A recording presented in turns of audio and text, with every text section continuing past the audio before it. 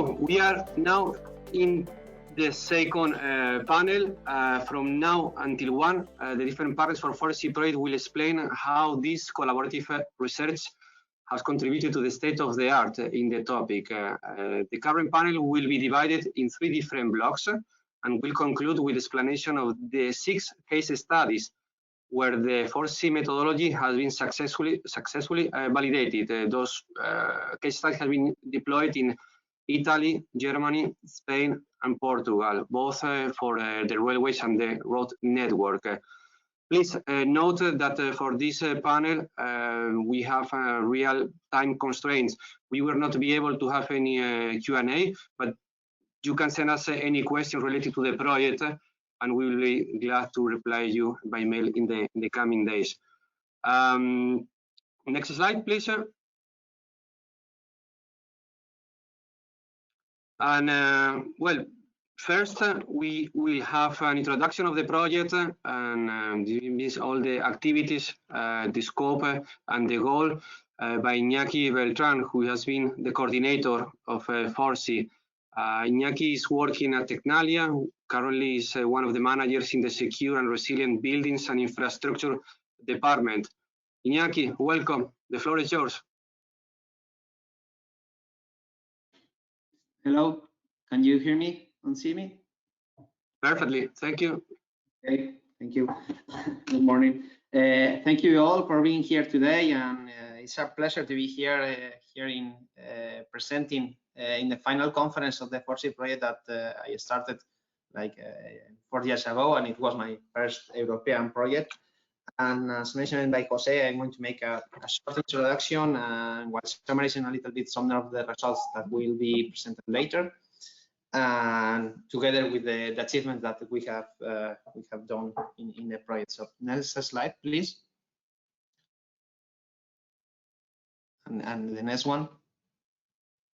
So FORESEE, the overall objective of FORESEE was to provide cost and effective reliable tools to improve the resilience of transport infrastructure. And as it has been mentioned in the previous panel, the aim is to reduce the magnitude and the duration of the disruptive events. And we have achieved that by developing new methodologies, technologies, new software tools, and other kind of tools, and resilience schemes, and all aim to anticipate, to absorb, to adapt or rapidly recover from those disruptive events that can be natural or man-made. And next slide. And at the beginning, the principal or the main target audiences were the national transport authorities and the transport infrastructure operators. But we have found that in our cascade, the companies and organizations working for them are also one of the main audiences here for the project, as engineering companies and other consultancy firms. And next slide, please.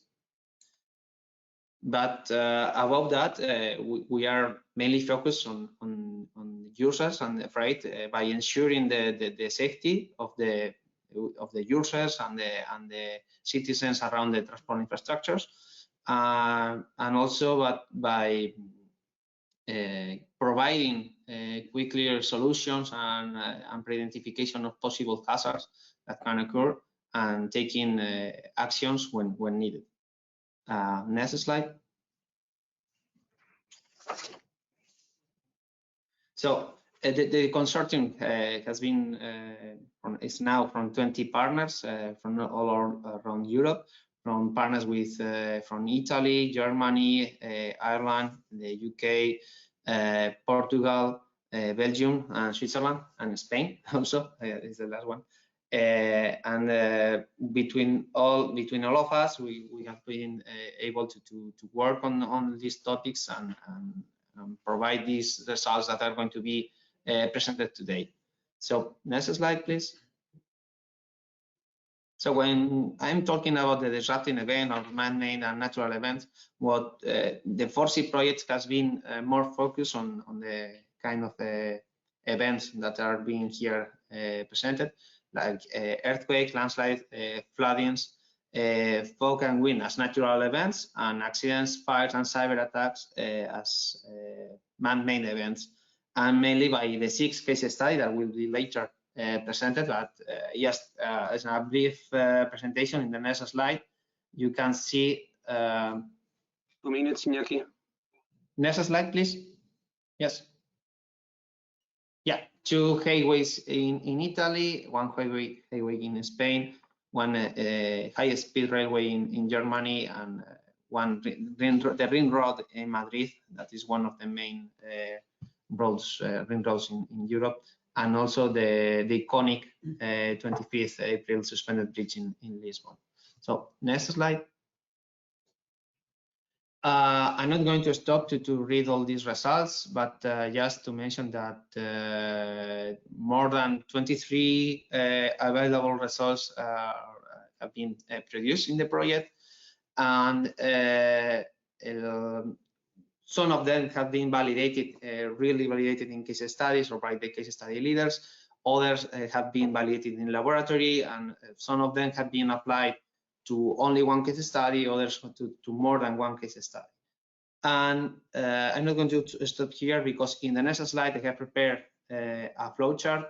Please, next slide, in which as an explanation on how everything interconnects with resilience and the transport network, in which the FORESEE project has developed a FORESEE toolkit that will be later explained, together with all these results that have been listed here, in which we start, well, the FORESEE toolkit provides the environment, the software, the virtual environment to all the results, which we can start by defining the hazard, risks, and impacts that a transport network can have, and so it's like a supportive material to the operators and the managers to decide and identify possible new impacts that climate change and other can cause.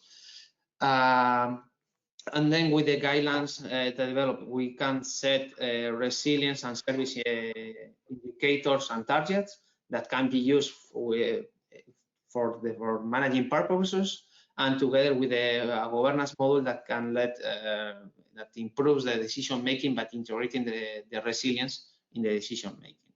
Regarding the risk analysis, we have developed this specific issue in the operational maintenance plans, but in this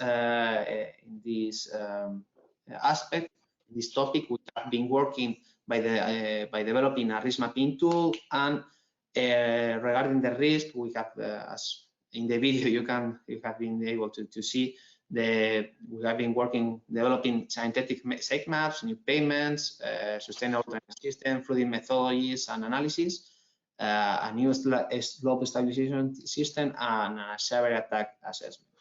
And when you have all these indicators from one side and hazard and impacts together with the risk and the evaluation that you can make with that, you can set the command and control to detect or pre-identify the possible issues that you are going to have.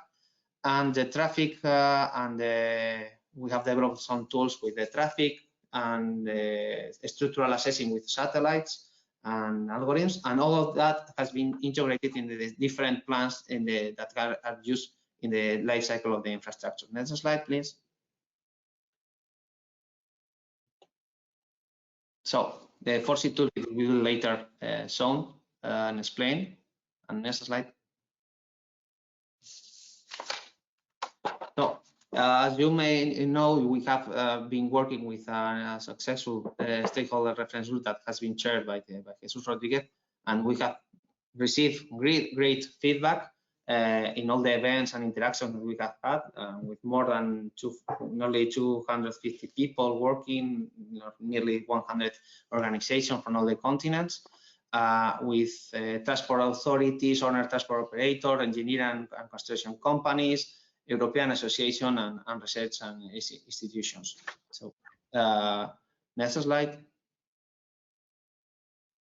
So regarding the achievements, regarding the situational awareness and resilience decision support system that have been, we have been able to provide resilience and service definitions, indicators and objectives that can be publicly used, and it helps each organization to set their own objectives and definition and indicators, together with some kind of cost-benefit analysis that were already mentioned by our friends Lucas and Johannes. Some kind of maybe can support the decision making there. We have been able also to demonstrate that the structural deformation can be identified from satellite, and together with structural algorithms and together with in situ data, and with merging all that information, we can assess and know better which is the current status of the structure. Also, we have been able to demonstrate and to provide a solution on how to merge different kinds of data, because we already have been talking about data. So when you don't have enough data from one specific thing, you can merge different sources and to help in the decision making, and also well, to map the different risk areas and know the traffic behavior and possible for prediction of the behavior of the traffic and possible reroutings and failure conditions. So next slide, please. As already introduced in the video, we have been able to develop new materials, techniques, and systems. For example, new permeable pavements. We have been able to work on new flooding methodology that increase the measurement and prediction of possible flooding events that can affect the infrastructure and how it can affect the structure itself. And together with the flooding, how to increase the sustainable drainage system application in the transport networks, improving the behavior of the water and together with the transport infrastructure. We have developed a new kit for slope protection that decrease the cost and increase also the behavior and awareness of the slopes, and on how to move correct or more efficiently management of the traffic based on the performance, and you can use that for predictions of what can happen and also take decisions. So next slide. Iñaki, we are running out of time. Okay, no, it's that I think it's the last one. Yeah, we have updated everything. All the results have gone to update the different design, construction, operation, and contingency plans. And we have developed a new dynamic approach for the contingency plans. And for just to closing, we have taken into account the psychological and behavioral dimension of this. And the last slide was also already discussed in the panel, is regarding the new TNT review, which explains that the resilience has to be taken into account. Thank you, Iñaki, for this introduction that give us the main picture of the project and the research. And now we go into the three main panels. The first one is the methodological advantage in assessment related to resilience in transport management. To commence this panel, Professor Bryan Adey, he will explain the indicators and the targets to improve the answer against extreme events. Bryan is a professor for infrastructure management at the Swiss Federal Institute of Technology.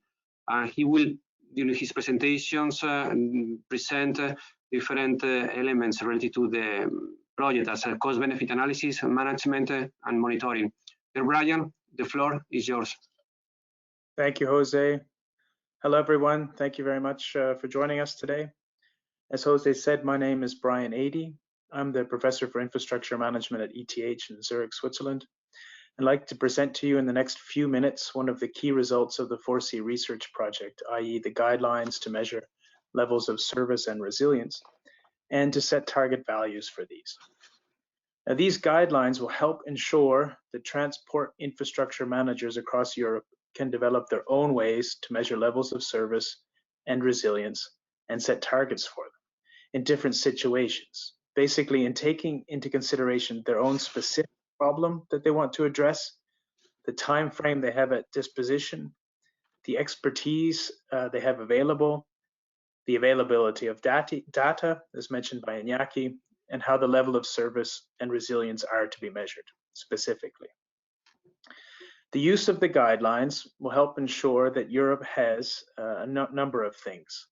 The first being consistent assessments of the resilience of transport infrastructure, then consistent appraisals of resilience enhancing projects, then allocation of resilience funds that maximize resilience, and in the end, of course, resilient transport infrastructure. The use of the guidelines will improve on the situation prior to the FORESEE project, where the measurement of service and resilience and the setting of targets was done in considerably different ways, rendering it impossible to make comparisons between transport systems. The guidelines that we've developed in FORESEE are to be used by the highest ranking person responsible for the resilience of a transport system, and then subsequently the analysts of the specific transport systems. Now on the slide you see, no, please go back one slide. On this slide here, you can see kind of the results of our work. The guidelines are contained in the first two reports that you see here that are marked as deliverable 1.1 and 1.2. As they had sufficient resonance amongst the 6 transport agencies involved in the FORESEE project, as well as the transport agencies in our stakeholder reference group, these guidelines were consolidated into the CEN Workshop Agreement listed here and published at the end of 2021. Additionally, the guidelines were summarized in an article published in the Journal of Infrastructure Management, and an article was written and published in the same journal on an example of how resilience could be assessed and targets set using indicators based only on expert opinion in the situation where it was necessary to do a resilience assessment rather quickly. Next slide, please. Now, in the guidelines, we start with definitions, of course, of what is meant with the words service and resilience, and then we explain how they are to be operationalized. Then we proceed with including graphical illustrations as to what these definitions represent, using traditional resilience curves as illustrated here, using the measure of service travel time. In this figure, the y-axis is a measure of service, but it could be a measure of service, such as travel time shown here, or intervention costs. The x-axis is time of a denomination that's appropriate for the analysis that you're investigating. Now in this graph, the green line represents the reference case with respect to the measure of service or intervention costs. The red line represents the decrease in service or increase in intervention costs that occurs during the disruptive event. The blue line represents the increase in service or reduction in intervention costs that occurs during restoration. The summation of the red and blue areas is the measure of resilience. The guidelines also draw out the fact that there are 5 types of targets that can be set. One can set the total time in which there are deviations from the reference case, which is illustrated on the top as service restoration time in the graph, and the maximum deviation from the reference case. You can also set the shapes or constraints on the shapes of the decrease or increase in service or decrease in the rate of additional spending. And finally, the total reduction in service or additional intervention costs or the measure of resilience itself. Next slide, please. Once the definitions are out of the way in the guidelines, they go on to discuss the steps to measure resilience and the steps to set targets. Given the positioning of the guidelines, these are defined at a high level, but they cannot be omitted. To measure resilience, it is first necessary to define the transport system being investigated, considering all three parts of the system, i.e. the infrastructure, the environment in which the infrastructure is embedded, and the responsible organization for its maintenance and for restoration following a disruptive event. The second step is to measure service, which involves providing a definition of service, determining how it is to be measured exactly, and then measuring it. Examples of measures of service are provided for both road and rail networks. The third step is to measure resilience, which involves the identification of the relevant parts of the transport system, determining how to measure the resilience, and then proceeding with the measuring of the resilience.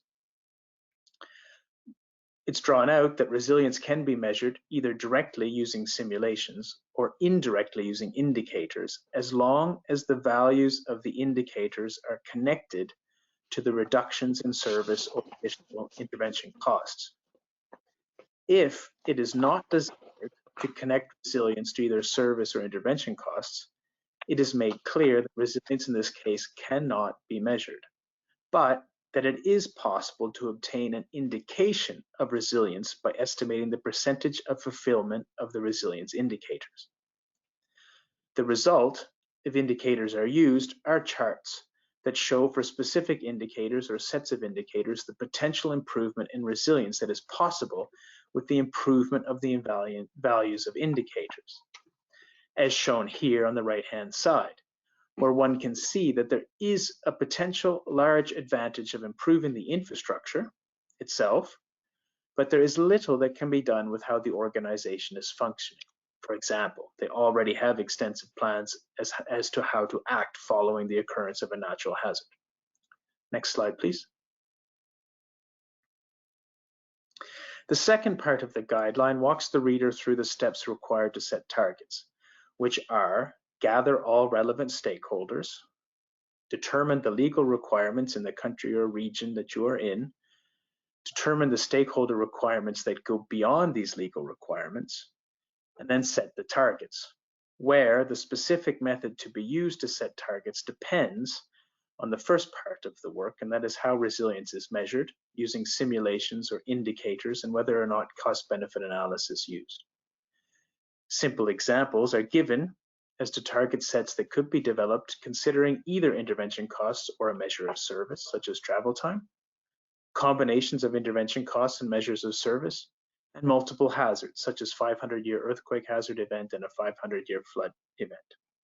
Here on the right, there are sample sets of targets at a high level where it is indicated that the expectation following a specific hazard event, and then what it means with respect to each measure of service and intervention costs. Last slide, please. In conclusion, the guidelines developed within the FORESEE project make a significant step forward in the achievement of a vision of the future where there are consistent assessments of the resilience of transport infrastructure, consistent appraisals of resilience enhancing projects, allocation of resilience funds to maximize resilience, and in the end, resilient transport infrastructure, such as the transport system shown here in the background of the slide, which is in Bern, Switzerland, where we still have a functioning transport system during a 1 in 100-year flood event. Thank you very much. Thank you, Bryan. So after the research, one of the main goals of the consortium has been to facilitate the future market deployment of the methodology. In this sense, a milestone for the FORESEE project and all the partners has been the publication of the new CEN Workshop Agreement, the guidelines for the assessment of the resilience of transport infrastructure to potentially disruptive events. It was published last November. Aitor Aragón, who is the responsible for sustainability in construction and a BIM at the UNE, it's a Spanish member of CEN will further explain these actions taken by the consortium. Dear Aitor, the floor is yours, and welcome. Yes, can you hear me? Perfectly. Great. Well, thanks a lot. I'm going to explain how we publish this result of the project. I'm Aitor, and I work on the Spanish standardization body. Please go ahead, because I know we are on a tight schedule. We were subcontracted by ERF and by the consortium to develop two main tasks. First of all, we should check what we call the state of the art within the standardization system, because many times in research projects, you need, for example, a test method to test your new material. But there is already a test method for a similar material in the market used by industry, and that provides many advantages. It's usually cheaper. You can compare with other materials, and that is something quite powerful. That was included in the first deliverable, and the second part, which is, well, from my perspective, is the most interesting one, because you interact with a lot of people. We disseminate the results of FORESEE in the industry and in public administrations using the European and international technical committees. To do that, we contact them via email, we send them presentations, and we even go to certain working groups at European and international level to make some presentations. And as said, last November, we published a European document, the CEN Workshop Agreement, with the methodology that Bryan just presented. Please, Jose. Next one. Next one, because probably this, yes.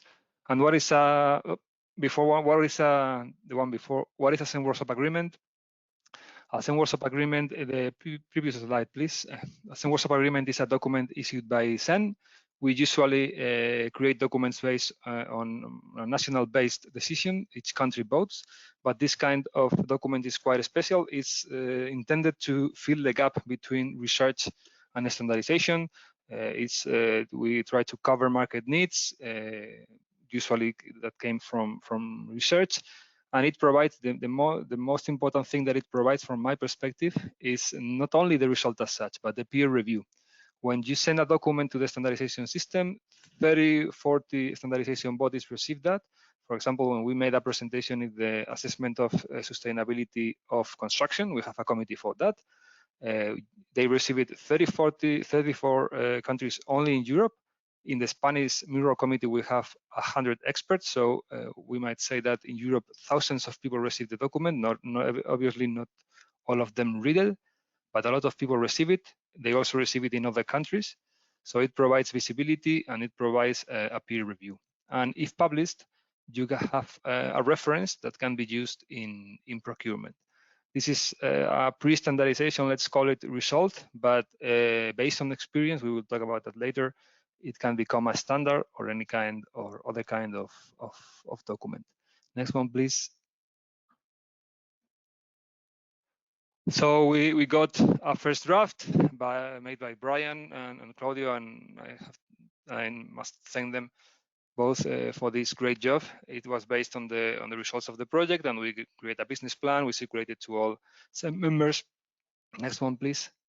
I will try to go faster. We have a lot of meetings. Here you have the organization that participated in the first meeting with the agenda. As you can see, we go through the document based on comments, and we make certain changes, and we had more meetings. Next one, please. And after meetings, emails, and many things, we went to what we call the public commenting phase. The workshop is open to any organization, but you might not have time or any other issue, you don't come to the meetings. We publish the document during a period of 45 days in CEN website. We make it public through the standardization system. We write into committees and many other things, and we receive some comments. You can see it in the screen. And we review the comments, and we made a final version that is approved in a meeting. You have there the minutes of the meeting. So we approve the document. Next one, please. And here you have the document. This is an hyperlink. When you have the presentation, you just push and you will get the draft. And next one. Now we have a document, a European document, which is publicly available, free of charge. You can download it from CEN website, so you can use it. Either if you are a construction company or a design company or a public administration, you can use it. And what we need from you now is feedback. The idea is this is the first result or from a research project. The methodology is not common in Europe, it's not well established enough. So if we want to create something, let's say bigger, for example, a standard, what we need is your feedback. You test it and you don't like things, or you really like others, and we need that information, because now it starts a process in which, at least in 3 years, I have to ask all members if they are happy with the document, if they want to go for a standard or any kind of document, and for that assessment, we will need your feedback. Next one, please. I think is the last, or nearly the last. Well, here you have the CEN website, the news of the publication making reference to the project, and the last one, which is my thank again to Brian Claudio for the drafting, and Jose, because he's been also leading the standardization, and it's just my second project with him. It's been great. Also Iñaki, Jesus, Concepción, Noemi, and Manfred, people from the consortium that participated, many others that joined the meetings from outside the consortium, people from the technical committees, the colleagues from CEN Management Center, or my colleagues Adune, blah, blah, blah, blah. And also, obviously, all of you for attending today and being with us. Thanks a lot. Thank you, Aitor. Actually, it has been a pleasure to work with you in this second project and to develop this CEN Workshop Agreement. By the way, can be downloaded in the FORESEE website. It's foreseeproject.eu. In any case, as you commented, we are gonna display all the presentations, and we'll have the hyperlinks so attendants can download it directly from there. Thank you again, Aitor, for respecting the time. Next panelist is going to be an important, in the sense that FORESEE, one of the main results of FORESEE has been the development of the toolkit that is going to facilitate or is going to materialize the results of the project. Several partners has been contributing to this toolkit, and especially Clemente Fuggini, the head of the research and innovations at the RINA, has been leading this task. He will explain how to make operational resilience in transport infrastructure. Dear Clemente, please, the floor is yours.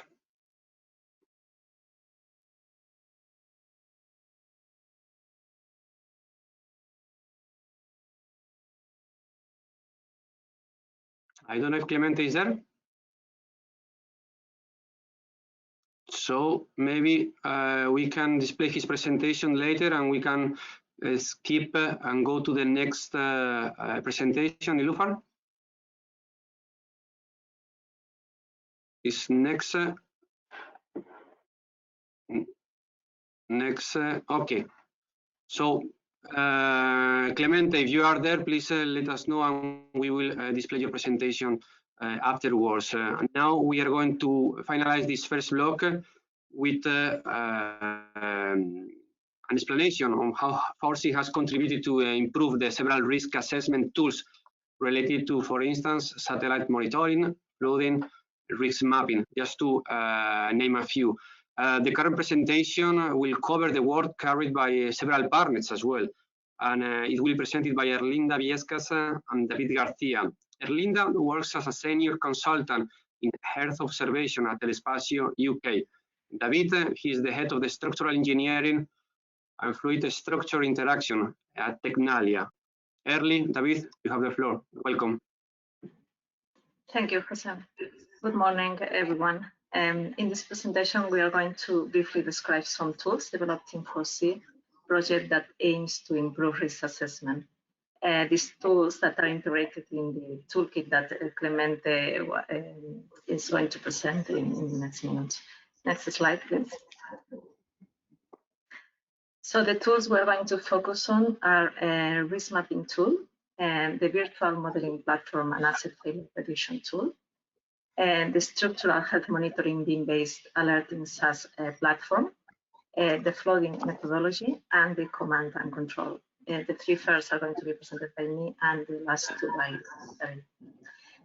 These tools are related with different topics as satellite monitoring, flooding and risk mapping, structural health monitoring using satellite and ground-based data, shape maps, data fusion, and command and control centers. Next slide, please. So the first tool to be presented is the risk mapping tool that has been developed by University of Cantabria in FORESEE framework.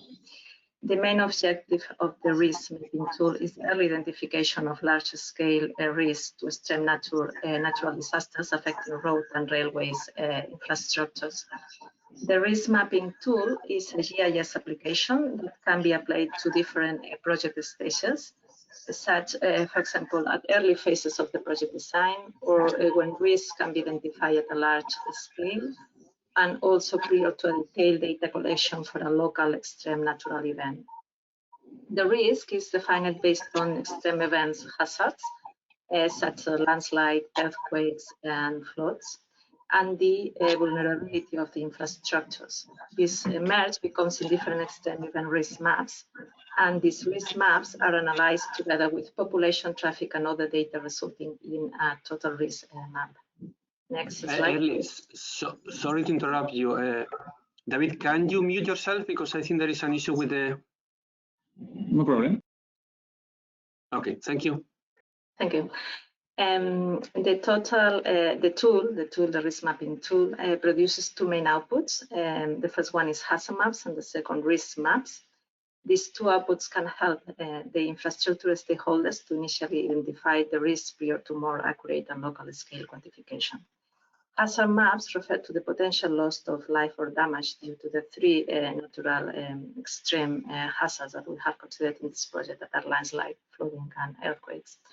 For the determination of the risk map, the vulnerability of the infrastructure is incorporated, as explained before.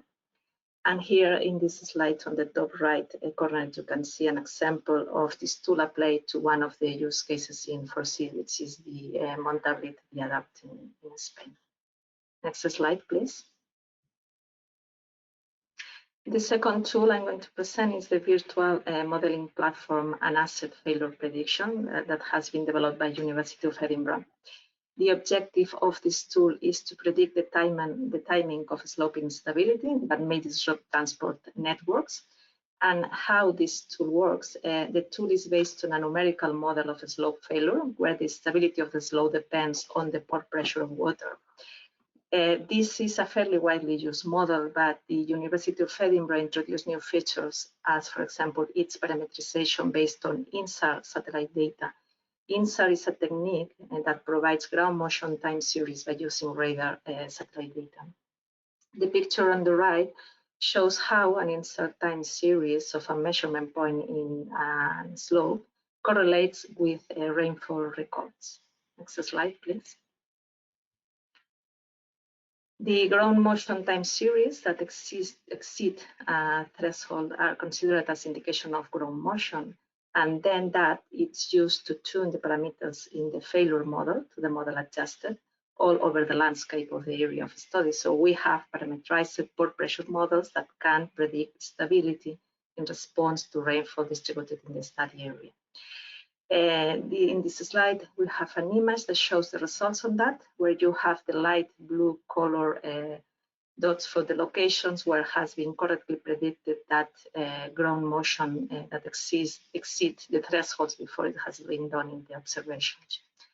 This prediction can help to instruct infrastructure stakeholders to make some management decisions about that locations specifically. Next slide, please.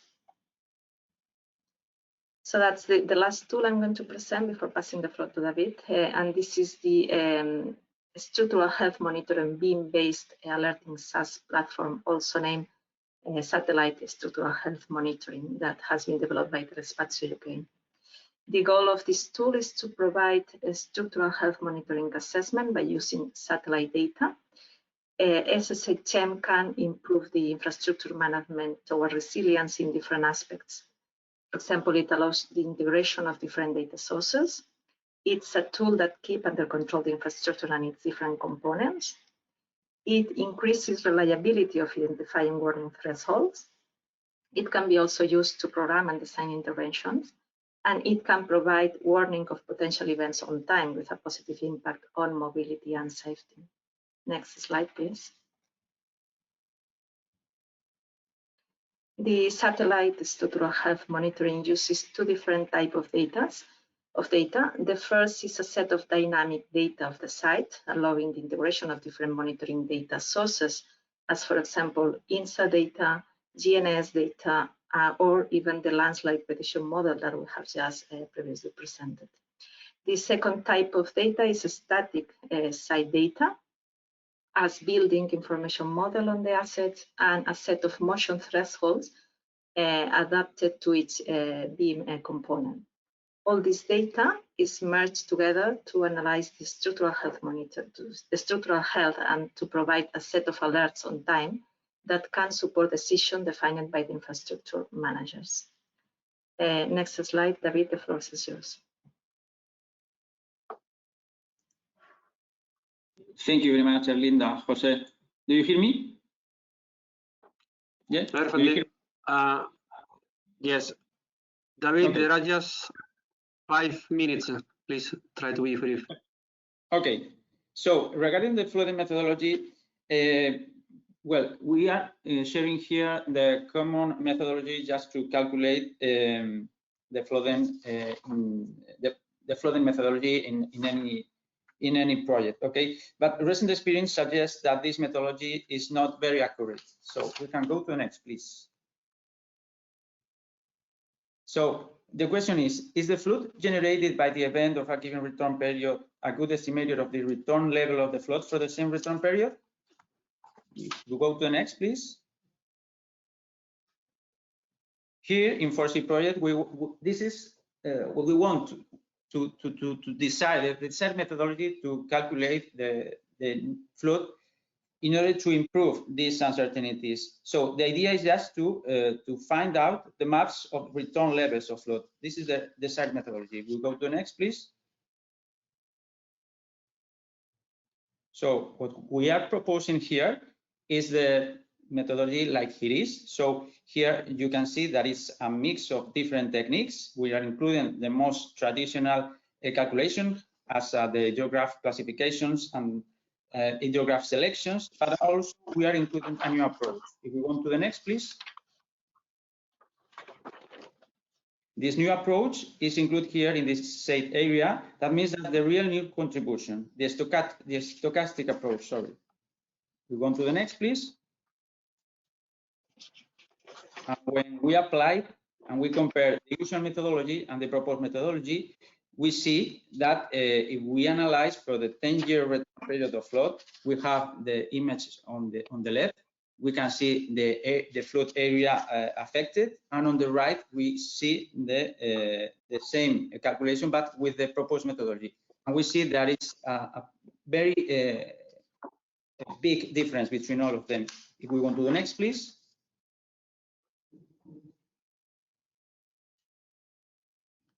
The one before, please. Yeah, this is the final one. If we see here, we see that, okay, if the traditional calculation for the 500-year return period flood is more or less similar to the calculation with the proposed methodology, considering the 10-year return period flood. And this is the main conclusion of this tool. That is that not using a stochastic methodology can leave us very much on the side of insecurity. So that's the main point of this flood methodology application. And this is everything regarding the flood methodology. We can go to the next, please. Yeah, regarding the command and control center, it's important to highlight that what is not defined cannot be measured, what is not measured cannot be improved, and what is not improved is always degraded. We go to the next one, please. This is the general architecture of the command and control center. We see on the top of the left the platform software architecture. We see how the external services and the FORESEE case studies fit the system, and we also see how the real-time data stream and historical data can be analyzed thanks to the Docker container and algorithms included in the central image of the slide.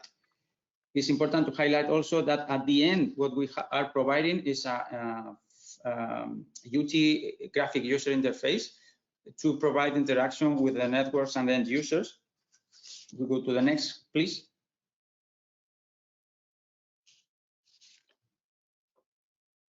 And here we are 1 minute, David. The work. Yeah. 1 minute. We are running out of time. Yeah. So the whole point here is the neural networks achieve to efficient anomaly detection, learning to normal behavior, and also just to identify the outside of this normal behavior and issue meaning alerts. We go on to the next one.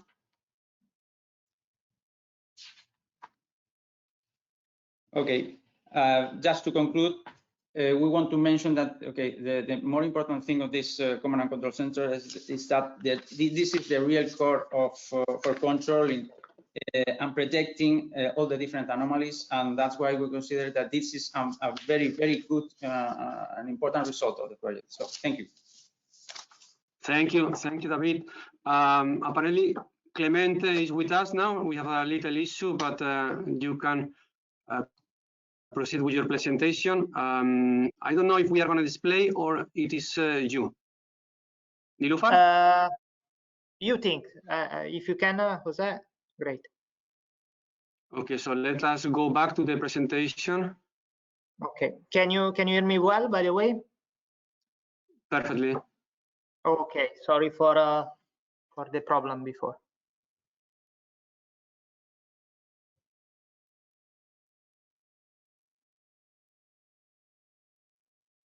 So I think we are going back. Okay. Here it is. Yes, Yeah, my comment about the timing, Clemente, please. 5 minutes, I know, thanks. So you can go to the next one, since you already introduced myself.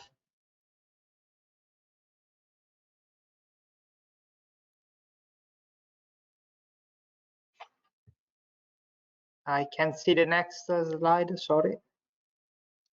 Okay. Yeah, here it is. So thank you very much, and good morning from my side as well. Very briefly, I'd like to give you some, let's say, elements to better understand the toolkit that we have developed. Iñaki already showed you something, and David and Erlinda spoke about some tools in their presentation before. But first of all, why we made a toolkit and why it can be useful for infrastructure operator. You have seen we have done a lot of work on a resilience indicator. That's great. But in the end, if you want an operator to make all these concepts used in reality and operationally, you need to move from a concept-based or indicator-based approach to a service-based approach for resilience.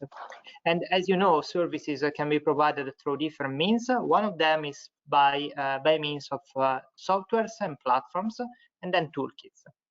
And why toolkits? Because toolkits can help infrastructure manager to see the potential of resilience application and tools across various life cycle stages and for various needs you will see later on. And so answering to their requirements on ordinary management of infrastructure, extraordinary one, maintenance staff, ordinary and not ordinary maintenance staff. And to deal with different topics, risk assessment, resilience estimation, mitigation measure understanding, and so on and so forth. And in order to do this, you need to integrate many different competences and then tools, which are shown graphically, as you can see on the right part of the slide. And you need to make sure, and that's why a toolkit is needed to integrate all these competences, that they are available and usable across the various stages of a lifecycle project. So from evaluate and planning up to operate and maintain. Next, please. And we did it within FORESEE, and we developed the toolkit that you can see here, let's say tabularly presented. I entitled this slide what makes the tool special, because in line with what we said before, as you can see, the tool can detect different types of events. It addresses different types of asset components. It shows potential use and application across different life cycle phases of an infrastructure project, so from evaluate to operation and maintenance. And also it integrates different cycles of the resilience, let's say, life cycles, so from prevention to recovery. This means that you can have, you operators of an infrastructure, you who are an authority in charge of coordinating and controlling and monitoring the status of infrastructure and assessing the resilience, you can have through this toolkit a single access point where all the tools are integrated and where all, let's say, actions that you need to perform, or some of the action you need to perform, are applied and are available through different toolkits. Next, please. And this was a typical flow that Iñaki already saw, so I do not want to spend too much time, but please take into account the following, as Iñaki said. So we start from you, your business case, your use case, your profile, your infrastructure. Then we define the KPIs. We give to KPIs targets. We perform risk analysis, and risk analysis takes into account different types of threats and hazards. And in the end, through all these type of tools and their integration, we are able to provide to you remediation plans for design, for construction, for operational and maintenance, and for the management of potential emergency situation, and then adoption of contingency measures. And the next one, thanks. The toolkit Iñaki showed you looks like this. When you enter, you as operator would be able to access the toolkit with your own credentials. So you have your own profile with your own data, information, and infrastructures. And the first things you see is a geographical map where you can identify clearly where your asset is, you know very well, and where your points of interest are. For instance, here you can see with the blue dot bridges that are relevant and that we have been studied in the project. And then you move on, and you can get, for instance, weather information. This is clearly weather information taken from open and public weather forecast available. But if you have, for instance, an internal forecast to your company, you can integrate the forecast you have already here, and then you can take decision also on the basis of the information you get on the asset, the tools that we are going to implement, and the forecast on the weather. You can have information such as potentially there is the need to not to close, but to take some preventive action on a specific piece of my infrastructure and asset. And then there are tools, of course, available within the toolkit. If you can go ahead, thanks. There is, for instance, this is the Opera. This is the software view of the tool that Bryan showed you with the resilience indicators that have been implemented in the tool. And here you have all the possibility to inject your data and create your own, let's say, profile, and then get the analysis and results out of it. And you can do it for other tools as well. As in the next slide, you will see the vulnerability and fragility tools. Again, you are the ones that create your own, let's say, profile. You put the data, you put the information, and then the tool realize on the basis of the analysis that on background are run the outcome and the results, and assign, for instance, here level of services and direct and indirect losses that could be of interest to you. 1 minute. Next, yeah, I think I have 2 slides. Of course. These look like something complex, maybe. These look like something difficult to be used, maybe. And that's why we did a lot of training activities development, and we developed in the project a training and learning package exactly to fulfill these needs, because we know that understanding the use of a toolkit may be complex, is a software piece in the end of the day, and if you want to make use of it, you need first of all to understand it, the potential and the benefits. And therefore we prepared this toolkit material and learning package, also with some explanatory videos that would ease potentially and boost the adoption. And just to conclude with the next slide, so in the end, if you are a public authorities or an agency, an infrastructure manager, operator, a concessionary, or also general contractor, you may see the following benefits on the adoption of the toolkit, and the fact that it integrates the different functions, resilience, risk, and so on and so forth, and tools. It has been designed to make resilient operational. It provides a single access point to various tools and applications. It allows for creating a complex correlation among tools in terms of input-output analysis. It adopts the training package to support the use and the adoption, and it is in line with the most innovative trends in the use of this type of software for the purpose of the project. That's all from my side, and thank you very much for the opportunity to briefly introduce you the toolkit today. Thank you, Clemente. Thank you, Bryan. Thank you, Aitor, Erli, and David for your comprehensive overview of the forestry research during this first session. And now we go to the second session that is going to focus on the advantage in the resilience, enhancing readiness and management for extreme events. Our first panelist will be Laura Castañón and Pedro Lastra. Laura is an assistant lecturer at the University of Cantabria, and Pedro a researcher in the same academic institutions. Both will explain the slope stabilization protection system and how the asphalt pavement has been improved through new permeability activities.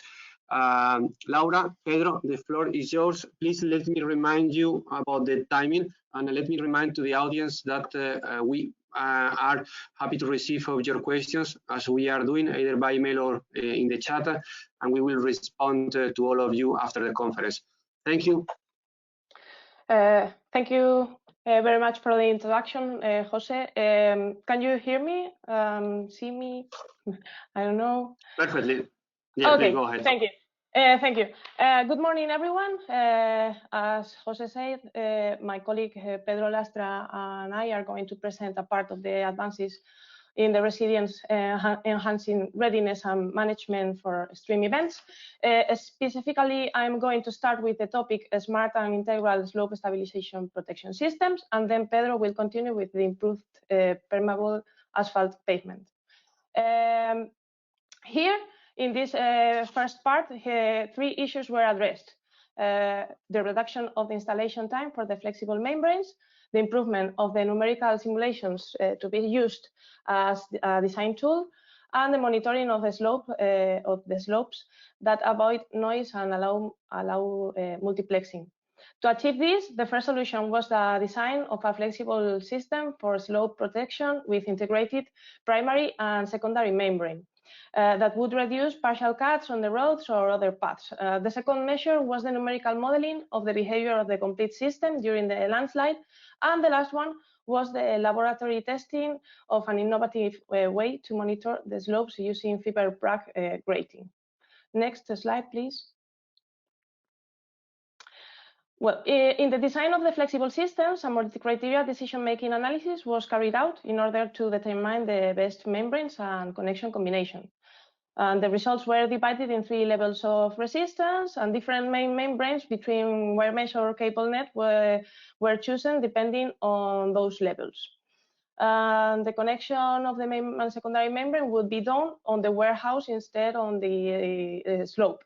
And then the kit would be rolled and moved from the warehouse to the slope in a truck, and the rolled kit would be located on the top of the slopes, fixed on one stream and unrolled. And then the next installation steps would be the same as in the other systems.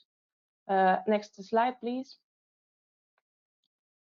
Well, the numerical models developed in this project are the most advanced and detailed to date. Few models were found until date, but most of them were in 2D and did not include all the components of the flexible systems, and hence its complete response could not be analyzed.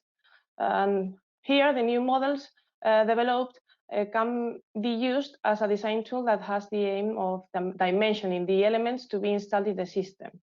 Well, the tool used was ANSYS with the resolution motor AutoDIN, which is able to simulate both the system, which is cables, membrane bolts using finite elements, and the soil detachment using smooth particle hydrodynamics. Next slide, please. Okay, so, and concerning fiber brack gratings, they were studied as an alternative to monitor the deformation of the slope. Due to the difficulties and risks found to develop this option in a real slope, a distributed load test on a frame, as you can see in the left-hand side of the presentation, was used instead. Several fiber brack gratings were glued to metal or plastic plates and located along one of the cables of the diagonal of the membrane. And knowing the curvature of the thickness of the plate, it is possible to determine the deflection.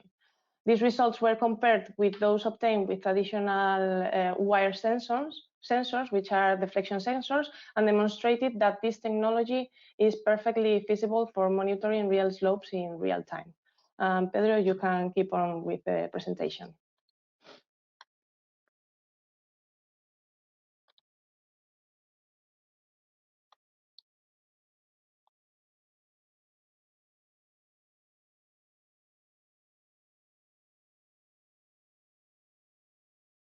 Pedro, we cannot hear you, Pedro.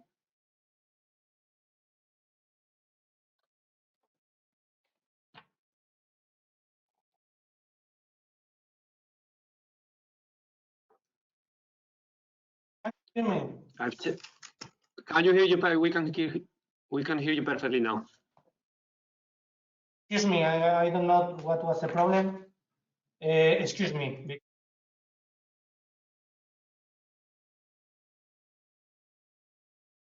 What? We can hear you now. You can keep on with the presentation if you want. Pedro?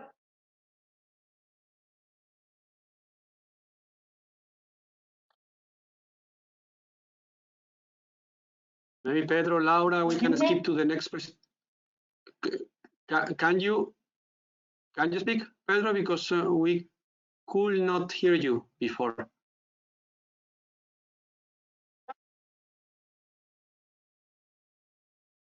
No, I think there are some issues with the sound. So let's make a last try, and if not, we go to the next speaker and we go back to you after. The reason. So you can. We can hear you, but very bad.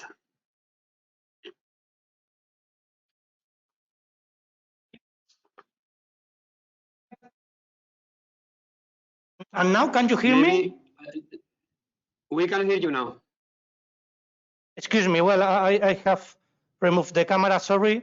I will go quick. The presentation is short. I only I want to introduce the porous asphalt mixtures. As you know, they have clear advantages. They improve the draining capacity and the skid resistance, and they also decrease the spray, noise emission, and the reflection of the lights. However, they have also some disadvantages. Raveling decreases their useful life, and clogging reduces functional properties. Next slide, please. No, excuse me, the previous one. Thank you. So what is the aim of this task? Try to maximize the permeability of the traditional porous asphalt mixtures, mitigate the problems associated with clogging, but also maintain at the same time the mechanical behavior of these mixtures. Next slide, please. Thank you. In order to reach this target, different materials were analyzed. After a multi-criteria decision method, the best balanced materials were selected.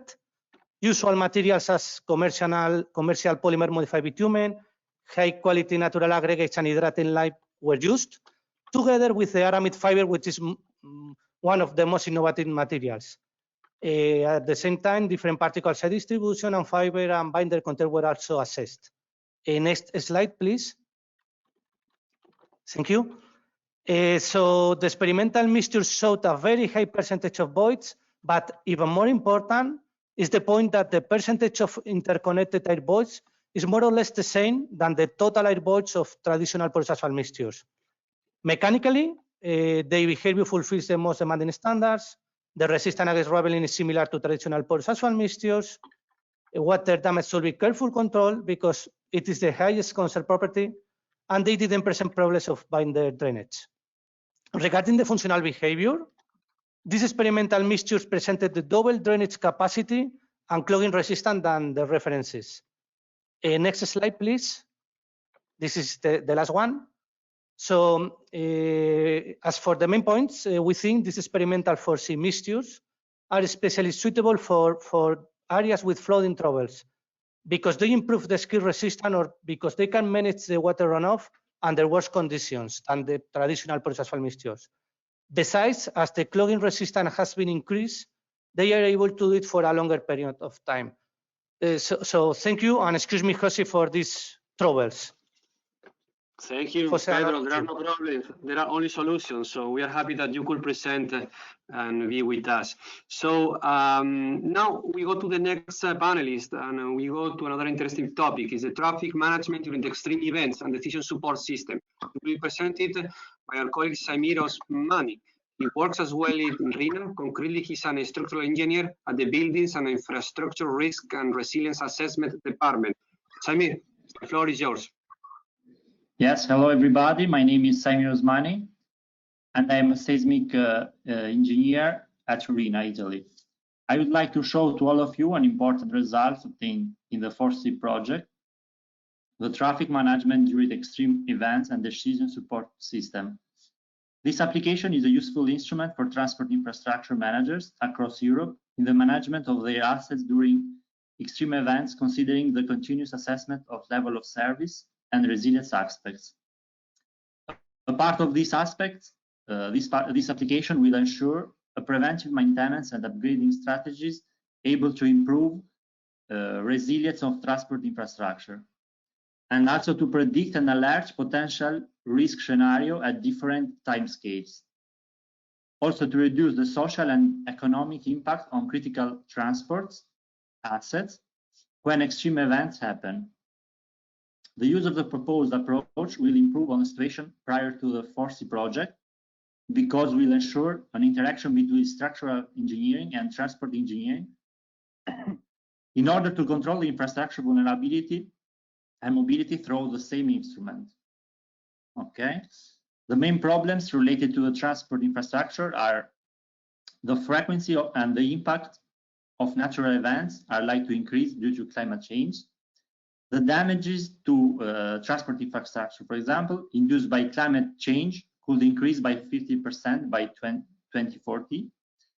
And with a 50 years design life, a large part of the existing European infrastructure have reached the end of their lifetime. At least, the current practices for asset management are not fully catching the needs of asset owners. Next, please. The service configuration consists in the interaction of three main components: the fragility and vulnerability analysis, the traffic module, and the decision support module. So the fragility and vulnerability component is possible to have a big picture of what happened to the transport infrastructure from a fragility and vulnerability point of view, calculating the fragility and vulnerability functions, operativity curves that illustrate the infrastructure operativity during and after the event occurrence, the probability of occurrence of specific extreme events defined, the loss functions that estimate the loss induced by extreme events, and disruptive function that characterize the interruption scenario after extreme events. Through the traffic module analysis, it's possible to perform transport assessments where calculation of traffic volumes, travel speeds, travel times, and level of service before, during, and after the event are made. Next, please. Within the service proposed that we can already find implemented to the FORESEE Toolkit, it's possible to evaluate direct losses derived mainly from structural damages, indirect losses induced by service interruption, resilience assessment where a description of the infrastructure recovery phase is reported, list the level of service of the entire infrastructure sections is performed before and after the event. And this is a picture from the FORESEE Toolkit that is already implemented. Next, please. Regarding the next steps, we can say that this service should be extended to a system of transport networks, allowing the interaction between transport networks, between each other. An adaptation to incoming national guidelines as made in Italy with the ministerial guidelines for the risk assessment of existing infrastructure. An allocation of resilience funds to maximize resilience and so reduce the total impact of natural hazards, and to reduce infrastructure life cycle costs, and so on. And least, an adoption of harmonized risk management approaches above the transport infrastructure case studies. This is all from my side. Thank you for the attention.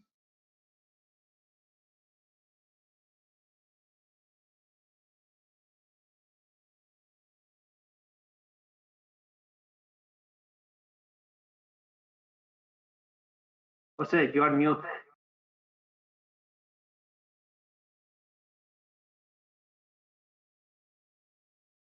Okay, this was my fault this time. Apologize. So thank you, Laura, Pedro, and Saimir for the clear explanations. And now we go to the third session that is going to focus on advances in the decision support to be deployed in a multimodal transport system, both for roads and railways. Our first panelist is Concepción Toribio. She's a researcher at CEMOSA. Conchita will speak about the integration of the resilient schemes in transport infrastructure life cycle. Conchita, the floor is yours. Thank you, Jose. Well, in this presentation, I want to show a cross-cutting development that has been made in FORESEE in order to integrate resilience in the life cycle of the infrastructure, and also in order to integrate the different tools that have been developed in FORESEE. You can go to the next one, please. This is done through what we have called the FORESEE Resilient Framework, that is a procedure to systematically integrate resilience in the management of the transport infrastructure, and it includes different steps in order to define the hazard and the system and the resilience. And also, on the other hand, it provides some guidelines in order to identify which one is the best and the optimal intervention in terms of increased resilience. The different tools that are being presented today are included in the framework either as a final solution to enhance the resilience of the system, but also in some cases they are tools that support the implementation of some part of the framework. Next, please. Here is a summarized version of the FORESEE framework. It is divided in 5 parts. The first 3 are focused on the infrastructure. They are related to defining the system and the hazard and how to measure the resilience. And then the last 2 parts of the framework are more focused on how to process the information of the different actions that can be taken, that can be applied to an infrastructure, and also to apply a resilient perspective when we are selecting an intervention. Now I will go, if you can go to the next one, I will briefly explain each part of the framework, highlighting the different tools of FORESEE that can be applied in each step. The first step is define the infrastructure, define the transport system. In this regard, multiple procedures can be applied. One of them is a criticality assessment tool that we have developed in order to identify which asset is the most critical to the functioning of the society, and then according to the criticality obtained, the criticality category obtained, we establish a procedures to set resilience goals in terms of the desired performance levels and the time associated to achieve that level of service. And this is done under different risk scenarios. And this allow us to, at the beginning, to have a picture of what are the needs in terms of resilience. Then the second step is the definition and the analysis of the hazard. In this regard, several FORESEE tools could be applied. Some of them have already been presented today, such as the new flooding methodology or the new shake mass methodology, the GIS mapping tool, or the fragility and vulnerability assessment tool that Saimir just presented. Next, the third step is the measure or the assessment of the resilience. In this regard, FORESEE also provides 2 different ways for measuring the resilience. One is based on traffic simulations, and the second one is based on resilience indicators, as Professor Adey has just presented previously. When measuring the resilience using indicators, we have developed 2 complementary procedures. The first one is using a specific resilience indicator. This procedure is fully described in what Aitor has mentioned, the recently published CEN Workshop Agreement. And then based on that result, we built a complementary procedure that will allow us to obtain a global performance index for each of the 4 resilience principles, which are the robustness, the resourcefulness, the rapid recovery, and the adaptability. This allows to have a snapshot of the resilience of the system, measures in terms of percentage of fulfillment, of each of the resilient components, so we can easily identify which part of resilient we need to increase. Next, please. Like I said before, the first three parts of the framework are more focused on how to define the infrastructure and the hazard, but now we also needed to kind of a procedure to systematically identify and categorize the intervention in a systematic manner, in a consistent manner, sorry. So we define a classification of interventions from a resilient perspective, and we have defined 8 categories that are robust design, resilient construction, and design strategy. Those are applied during the planning and design stage of the infrastructure. And then there are other categories that are monitoring, maintenance, and emergency management that correspond to the operation phase. And finally, we have also 2 different categories that are legislation and research and learning that could be applied in any stage of the infrastructure life cycle. Next, please. Then what we also have done is to analyze the interventions from a resilient perspective. This means to measure how the intervention contributes to each of the different resilient principles, if it is an action that will increase the robustness of the system, or it is going to allow for a rapid recovery. Next, please. And we also define the phase or the stage of the resilience in which the intervention is applied, depending on the aim of the intervention.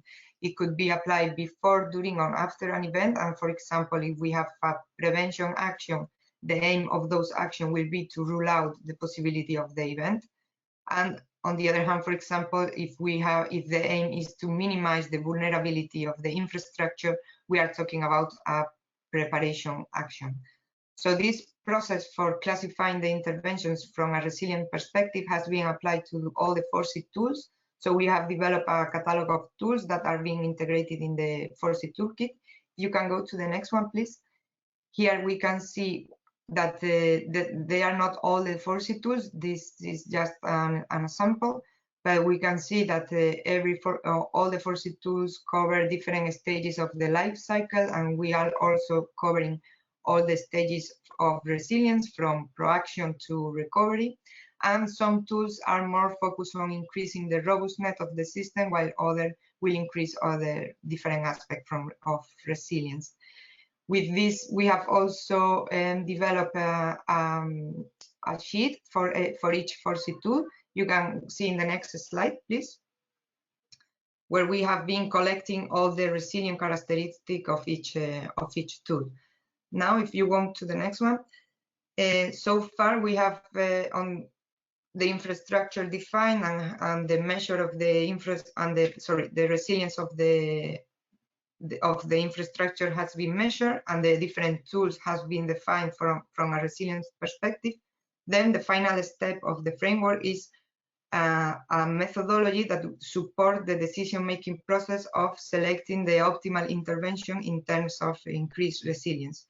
This methodology is based on the construction of a hierarchical model, and the result of the methodology is the weight of each interventions in terms of how they contribute to the resilience of the system. If you go to the next one, please. Here, like I said, this final methodology to select the optimal intervention is based on the construction of a hierarchical model of 3 levels.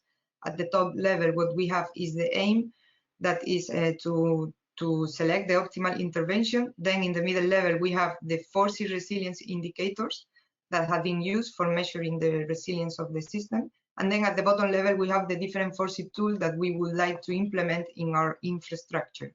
Then if you can go, if you can click, please. The relation between this, within this structure is established through pairwise comparison, and we build several matrices that relate, the hierarchy matrix relate, one more, that's fine. So through different matrices, we establish relationship between indicators and also between FORESEE tools, and between the FORESEE tools against each one and also against the indicators, and we can select which tool will be the optimal solution to implement in our infrastructure. And just to conclude, 1 minute. Okay. Yes, the conclusion. 1 minute. you can go to the next one, please. Is that this FORESEE resilient framework covers the whole life cycle of the infrastructure, and it allows or it helps the user, infrastructure managers and operators to assess the criticality of their infrastructure and to set resilient goals accordingly to that criticality category.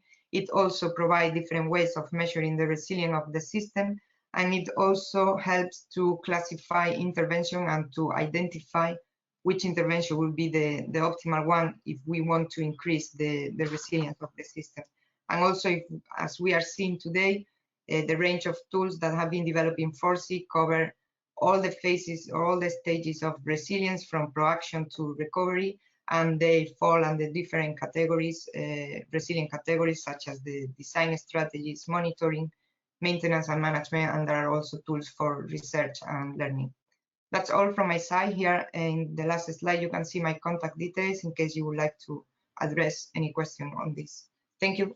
Thank you, Conchita. And I again mentioned that all the presentations are going to be uploaded after this conference in the website, and we are open to all the questions regarding the research. So we go now to the new algorithms to the reduced risk prior to the disruptive events and plan optimal restoration intervention afterwards. Two representatives from ETH Zurich, Professor Adey, who had the opportunity to speak before, is going to detail more on the algorithms, and Ms. Moghtadernejad. Apologize for my wrong pronunciation. Please, you have the floor. Thank you very much, Jose. I'll start off. So hello again. I'd now like to present to you the first part of the presentation, which is an algorithm to determine optimal risk reduction or risk reducing intervention programs on networks. This algorithm enables the digital generation of optimal intervention programs in general, and more specifically, it quantitatively groups interventions suggested by optimal asset level intervention strategies within a specified time period, both without and with budget constraints, where the optimal asset level intervention strategies have been developed considering risk, and the grouping of interventions and postponement of interventions takes into consideration both the changes in intervention costs and risk in doing so. The use of the algorithm will help infrastructure network managers develop improved intervention programs for their networks, resulting in minimum risks within the intervention planning period. It will improve the situation prior to the FORESEE project, where the resilience enhancing interventions were determined, focusing on single assets and then qualitatively expanding the thinking to include other nearby assets. The algorithms are to be used by the developers of computerized decision support systems designed to help plan interventions on network infrastructure. Next slide, please. This slide. The algorithm is explained in part 1 of the report marked here as deliverable 4.7. The thoughts behind the algorithm can be found in a series of papers that have emanated from this work and are listed here. Next slide, please. So what does the algorithm do? Well, more specifically, the algorithm quantitatively plans risk-reducing interventions on networks, taking into consideration all aspects of the planning problem that are normally considered qualitatively.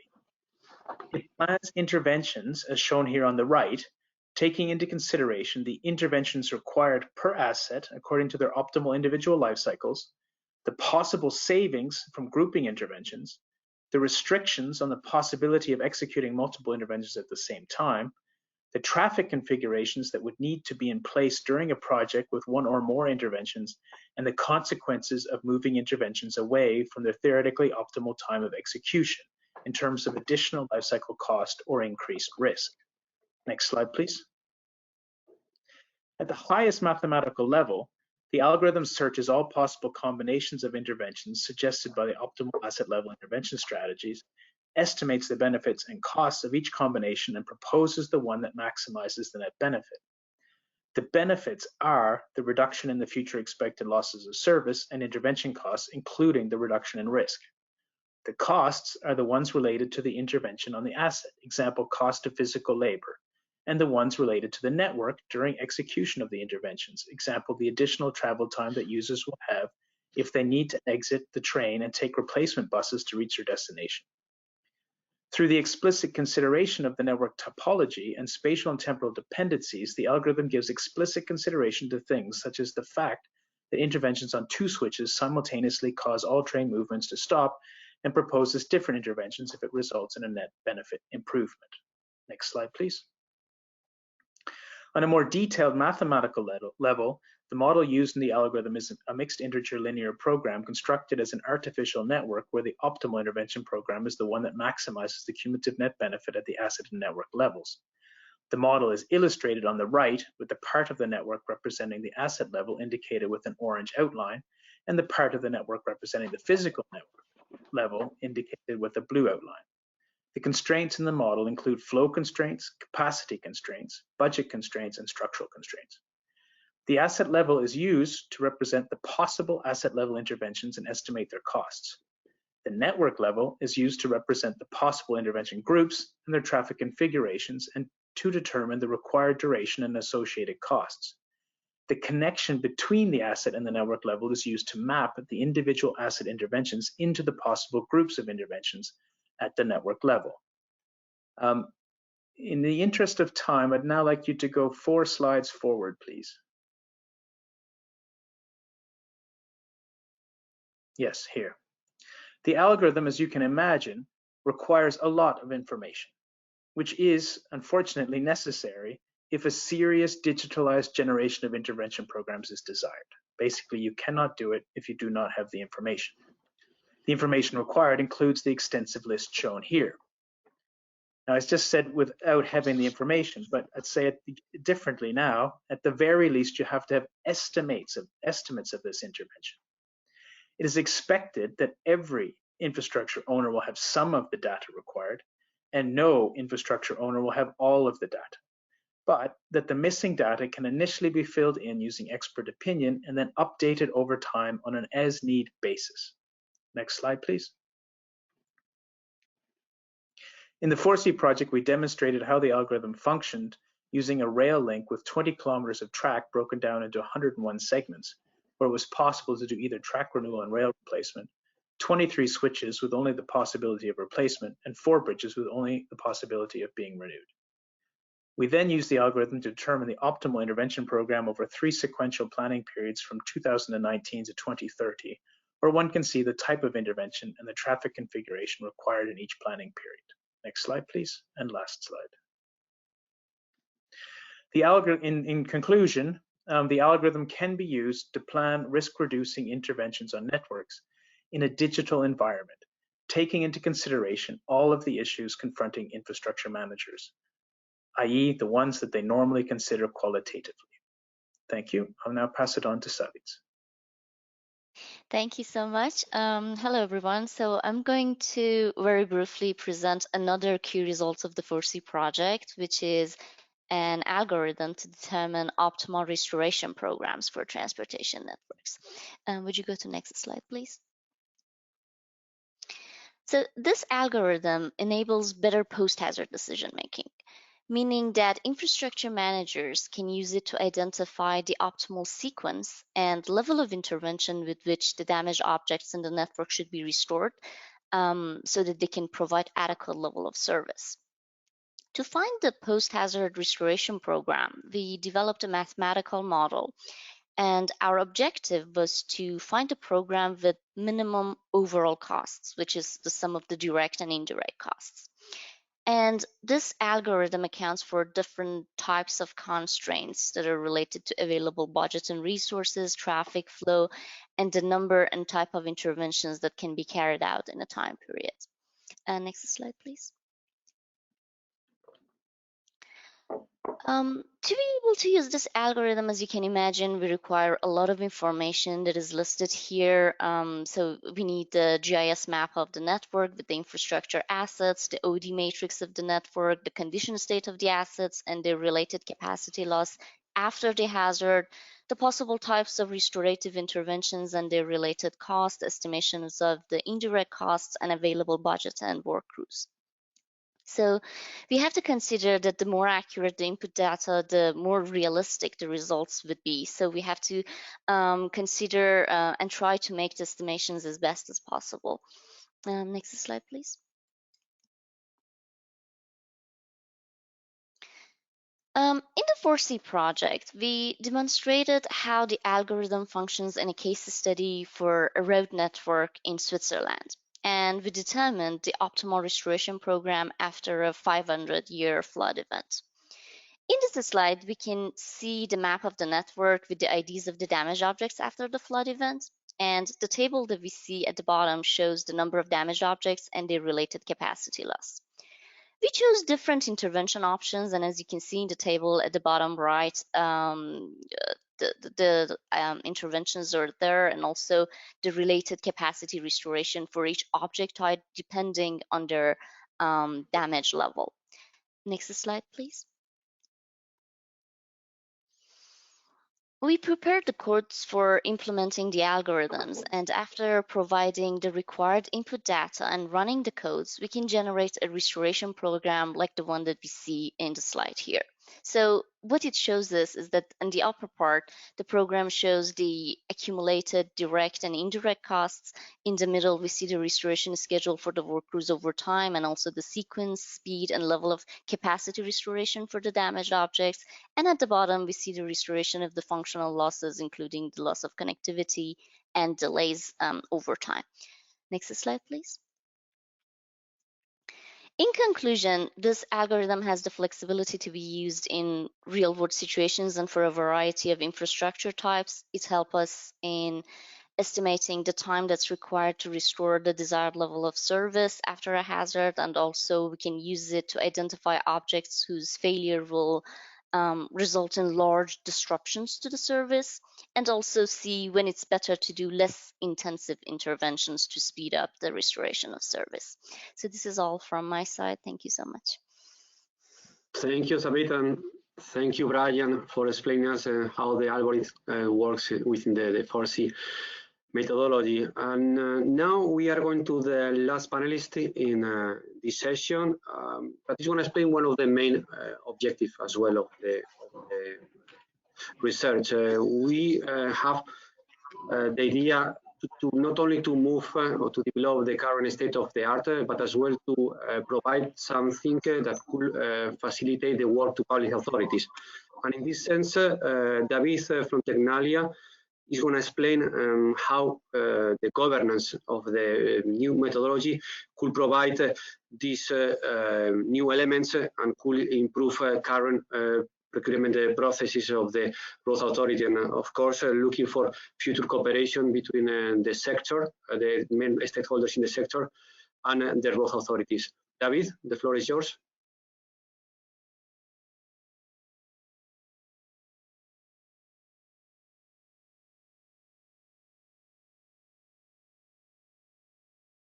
We cannot hear you. I think you are mute.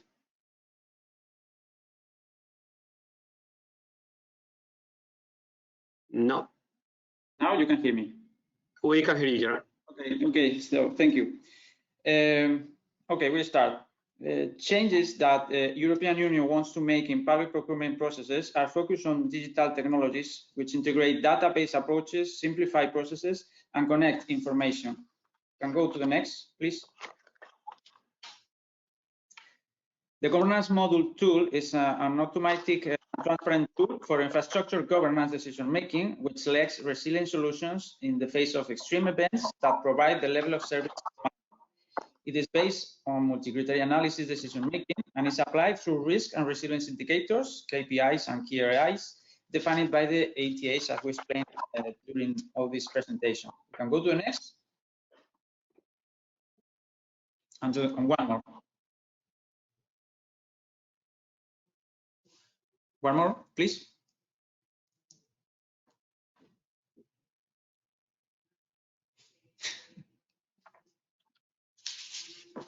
Maybe you can start explaining, and then we will display the slides right now.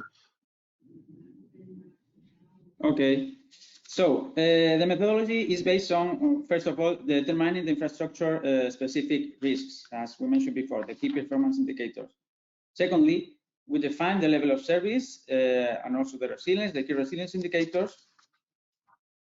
Third, we define infrastructure solutions that are resilient to extreme events and maintain the target service level based on key performance indicators and the key resilience indicators.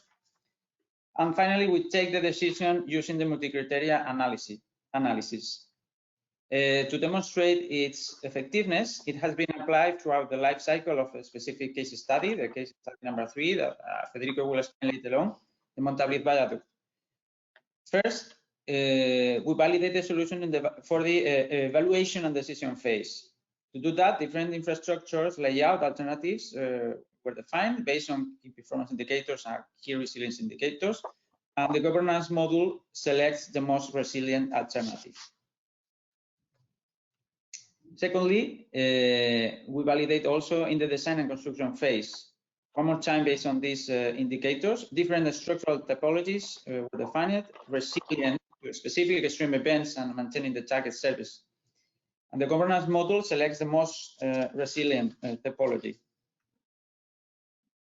For the third validation, in the operational and maintenance phase, the governance module will also was validated for the selecting the company or the subcontractor that provides the best operational and maintenance performance, expressing also in terms of these indicators. And finally, and summarizing, this tool is a decision support tool for selecting the resilient solutions or contractors considering extreme events, which can be used by all stakeholders throughout the entire life cycle of the infrastructure. So thank you.